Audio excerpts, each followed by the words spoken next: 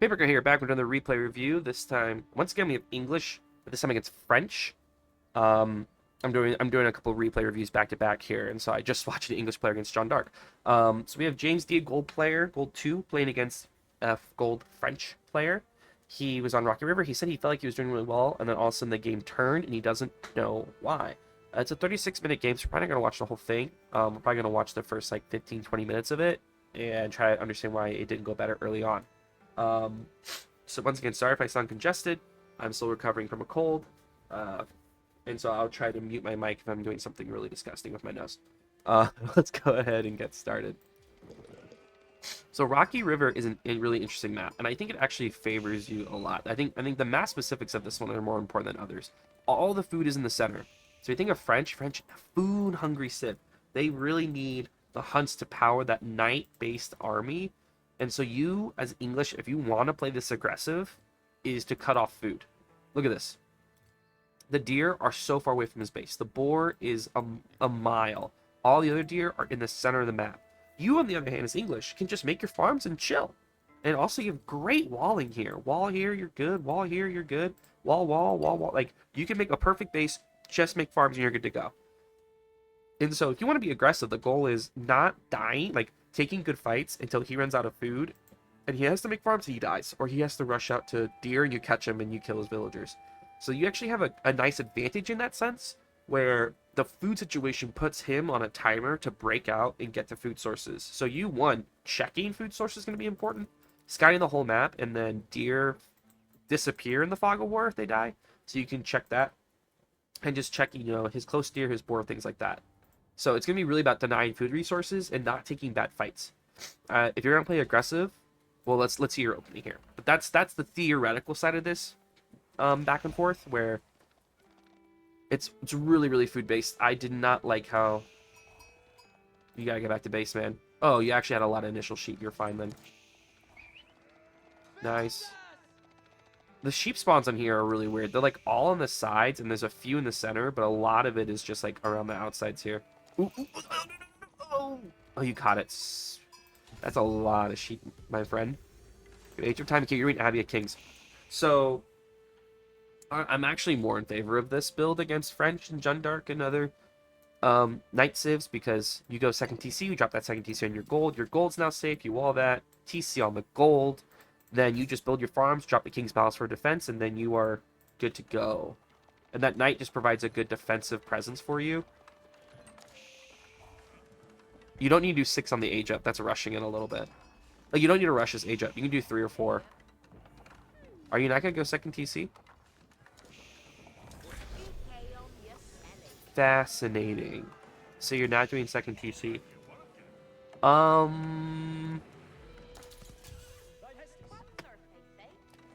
Again, I just don't agree with the central part of this build. Here's why.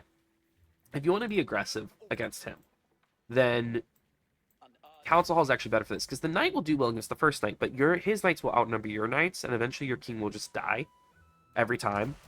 Yes, your King can heal your units, which is nice. But if this becomes a long feudal, he just becomes less and less worth it.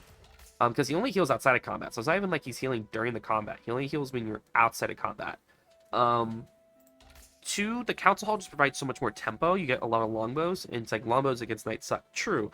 But you get spears with those longbows, and once you hit like 15, 20 longbows, they start to really do work.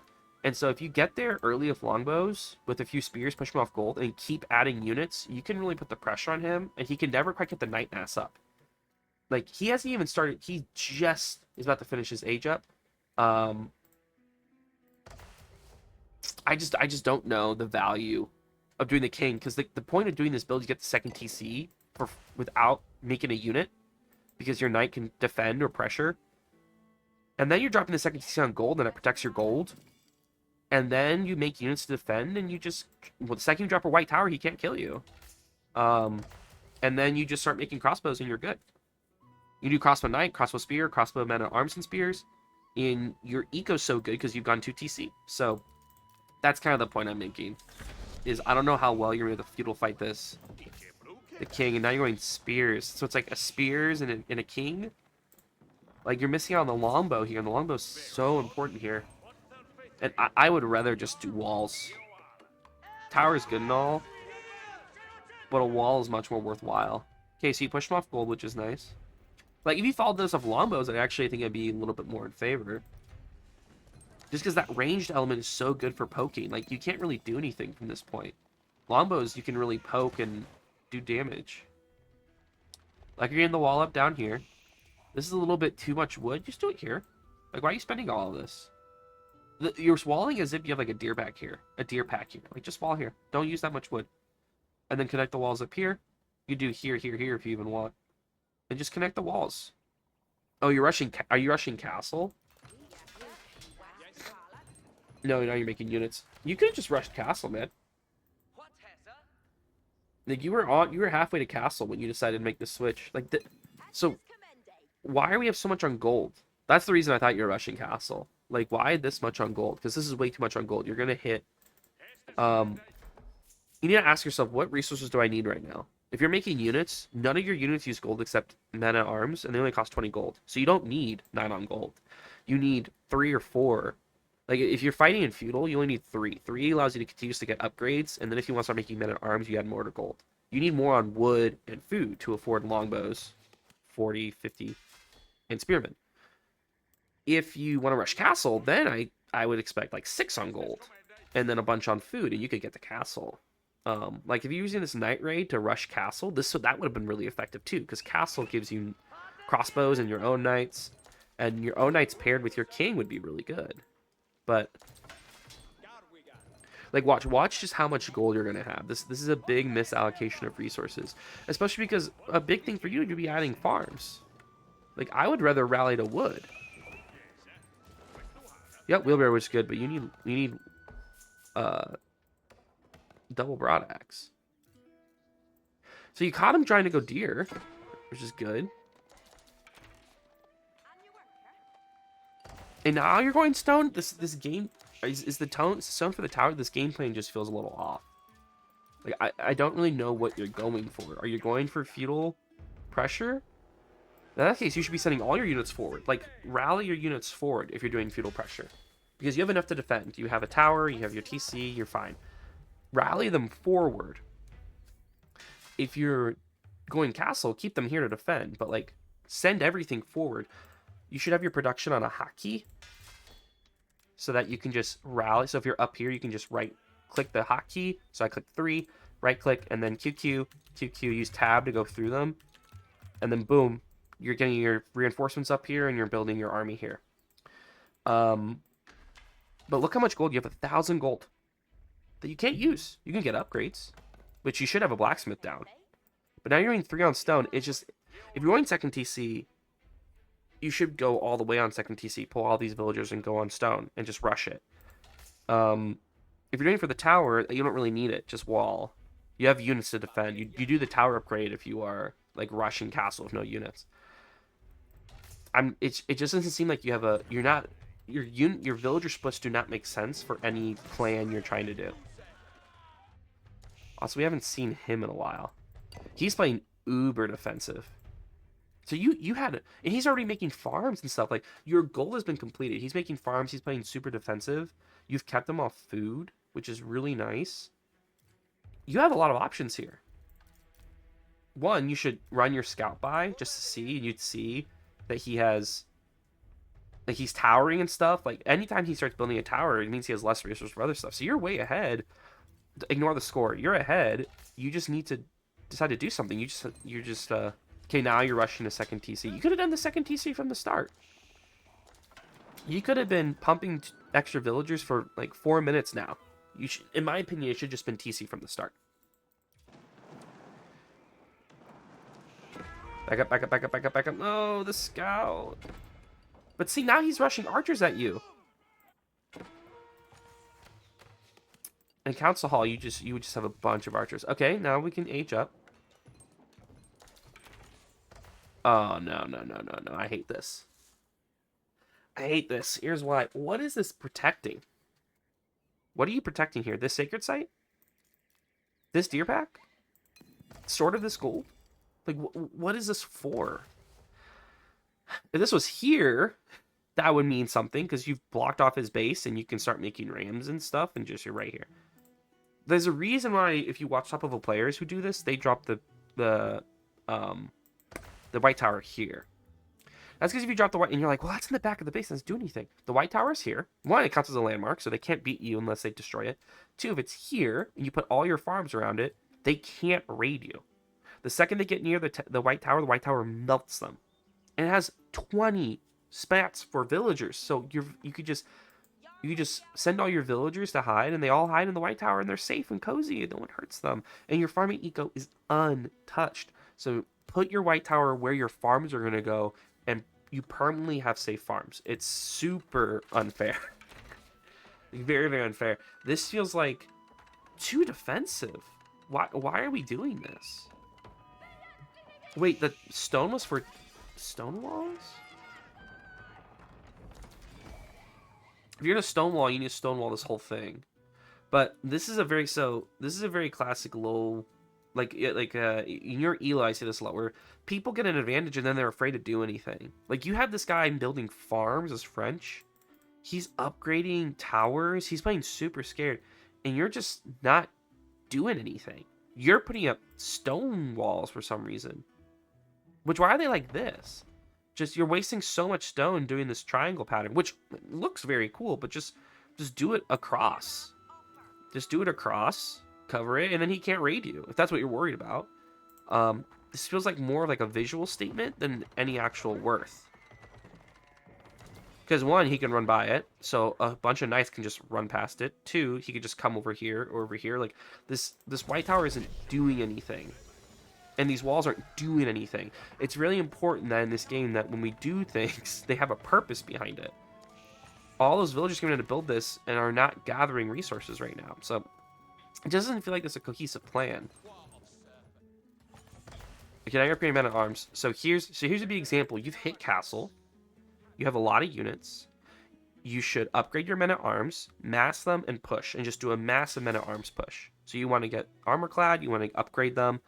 All the way to the castle, and then you just mass men at arms and you walk in because you saw he has archers. That's a good plan. So then we should drop 2 more barracks. So you have 3 barracks. You're making them out of your white tower. That's a plan, and it's a plan because you have the castle faster than him, and you've made him make archers. So like our plan comes from what has happened and what we've already done in this case when we've hit castle. But I want you to seriously reconsider your use of walls, resources, and early game plan and pressure. You put pressure, but didn't do anything with it. You cut off resources, but you didn't do anything with it. You made units and kind of went castle. You could have gone to castle way faster. You could have made way more units in attack. Like, instead, you did 2 things badly instead of 1 thing very well. It kind of felt like you're like, oh, wow, I have space. I guess I'll go castle instead of being like, I'll make a few units, pressure him, and then go castle. And once again, just the amount of gold you're getting all the time. We also stopped scouting. As English, it's so no. Just you have all this space. Like you've pressured him. You're playing very scared. It's like you're thinking he's gonna appear with 20 knights out of nowhere. There's nothing that says he's gonna do that.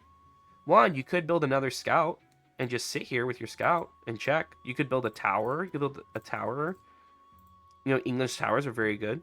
But just wall, don't waste all this wood. Just wall here to here. Here to here. It's a lot cheaper, that's for sure. Once again, it's like asking what's the purpose. You've given up all these resources that are right here that you could use yourself by doing these very weak walls. Make sure we're getting our upgrades. You still don't have double products. If you ever have more than 10 villagers on a resource, you start getting its upgrades. So like you should get double products. You should get the farming upgrade. You should get the gold gather upgrade. You don't have a blacksmith yet, and those blacksmith upgrades are very important. The extra arrow damage, the extra arrow defense for your men at arms, things like that. Bring the other one up. Push, push, push. Once again, this is just so passive. This is so passive. Just walk. You have men at arms. They're beefy. They're beefy boys. Walk in there.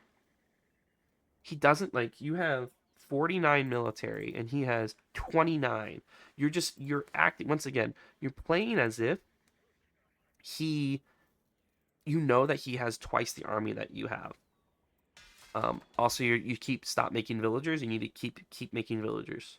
But you know you left, and then he started trading because you gave him so much space. He felt like he could trade. Not very much, but he has it. Go push, be aggressive, make more rams. Go.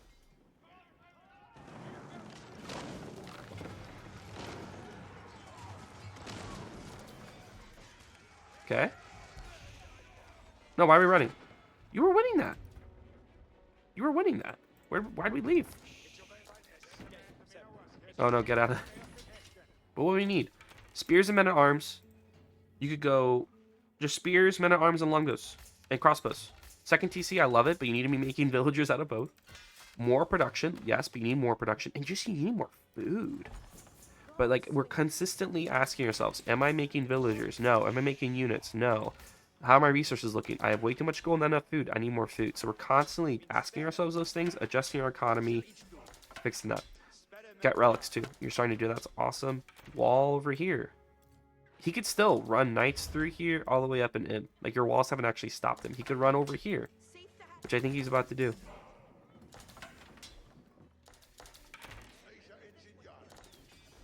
This is taking so long. Like, we're not making, like, look, you're already getting more resources. We're not making the amount of units you can make. All of your production should be on a hotkey. And then you're just queuing as much as you can. This game often comes down to just who's better at queuing units, who just makes more units. And as your eco grows, you need to keep adding production so you can make... Like, if you watch high-level players, they will drop 5 barracks at a time, 6 archery ranges at a time, because they want to maximize the amount of units they can make. Don't worry about sacred sites, get relics. Did he just grab a relic? See, look at him. He's making a lot of production, which means he can just make units very quickly. And look what he did. He's dropping a red palace right in his base, which makes it will make it virtually impossible for you to push him.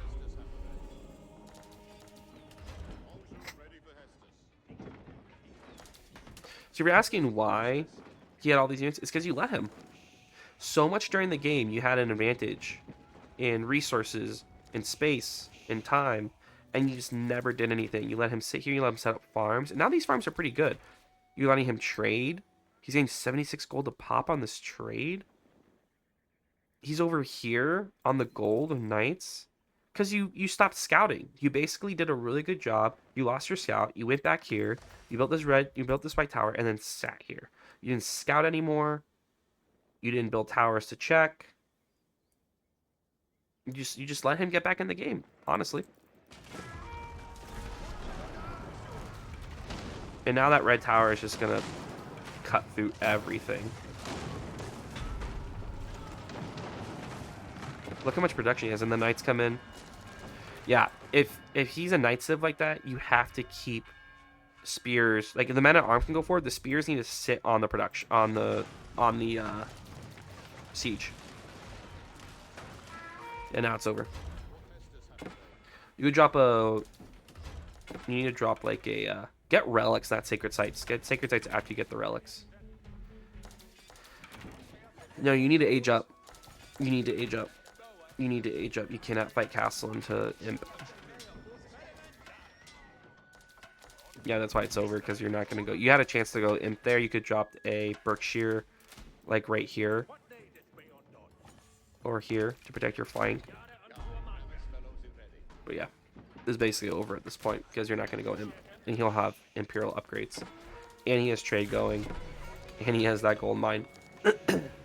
And once again, you know what has stopped him from getting that gold mine? Instead of walling like this, you walled like this to cut him. Because not only is that protecting you, you're cutting him off from these resources. These are your resources now when you wall like that. When you wall like this, you're saying, hey, take that. It's yours. Have it. I'm hiding here. So you see what I mean with like how walling protects us, but also protects our resources and claims resources. It's like that's taking space. And now I'm guessing they're going to get cut up. Like, to attack a red palace, you need, like, either 4 cannons or 8 rams or, like, 3 trebuchets. Yep. And see how those walls didn't stop them? But a stone wall here to here would have stopped that. So that's what I mean. Overall, big things for you. One, pick a game plan and execute that one. This felt very out of place. I didn't know what you were trying to do. If like you're doing a bunch of things, are you trying to fast castle? Are you trying to feudal push? Are you going to 2TC into fast castle? Are you going to fast castle into an attack immediately? Are you going to try to get relics and play defensive, go imp? Like pick what you're trying to do and try to execute it, and you can change it as things happen and go like right here. If you're trying to rush castle and you realize, oh, I've cut them off from all these resources, I could just make units and attack. Or you could go, wow, I'm way ahead. I'm going to rush castle and immediately do a men at arms rush. Like, change your plan as things happen, but have an original plan you're executing. Because that makes your villager splits a lot better. Like, you had way too much gold early on. Two, be aggressive. At your level, at your elo, being aggressive will get you so much, but you have to be aggressive. Dive woodlines, dive food, um, and use your units to try to do damage. And three, if you're walling, if you're doing things to try to create space for yourself, do it with purpose. Defend your eco, wall off resources, protect flanks, and keep scouting. If you're interested in coaching, let me know. I mean, you messaged me on my coaching Discord, so you can see my prices. If you're interested in coaching, let me know. If you're watching this video, um, feel free to follow my Discord links in the description, and good luck on your games.